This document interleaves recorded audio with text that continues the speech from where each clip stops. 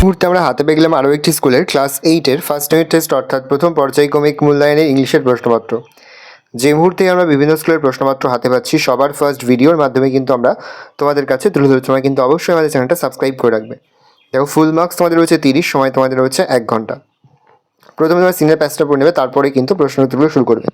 1-এর 8 দাগে রয়েছে read the passage above and answer the following questions. প্রশ্নের মান 2 করে, 2 + 2 = 4। বিয়েতে রয়েছে complete the following sentence with information from the above passage. প্রশ্নের মান 1 করে, 1 × 2 = 2। 2-এর দাগে পোয়েমের প্যাসেজ এখান থেকে প্রশ্ন করা হয়েছে। 2-এর 8 দাগে রয়েছে ট্রু ফলস, তার পাশাপাশি সাপোর্টিং স্টেটমেন্ট লিখতে হবে। প্রশ্নের মান 2 করে, 2 × 2 = 4। তারপর একটা আনসিনের প্যাসেজ রয়েছে, খুব ভালো করে আনসিনের প্যাসেজটা পড়ে নেবে, তারপরেই কিন্তু প্রশ্ন উত্তর শুরু করবে।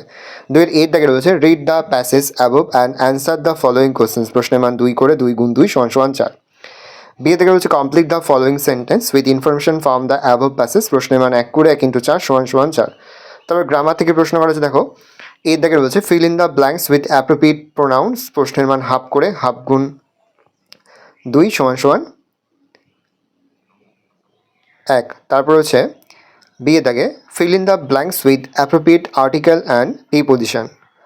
প্রশ্নের মান রয়েছে তোমাদের হাফ করে, 4টি রয়েছে। প্রশ্নের মান রয়েছে তোমাদের টোটাল 2। তারপর সি এর দাগে ডু অ্যাজ ডাইরেক্টেড। প্রথমটা রয়েছে 1, তারপরটা রয়েছে 1। তারপর হচ্ছে রাইটিং স্কিল, রাইটিংসের মধ্যে রয়েছে স্টোরি রাইটিং। প্রশ্নের মান রয়েছে 7। এই রয়েছে টোটাল তোমাদের ফার্স্ট ইউনিট টেস্ট অর্থাৎ প্রথম পর্যায়ক্রমিক মূল্যায়নের ক্লাস 8-এর ইংলিশের প্রশ্নপত্র। ভালো করে প্রশ্নপত্রটা দেখে নাও।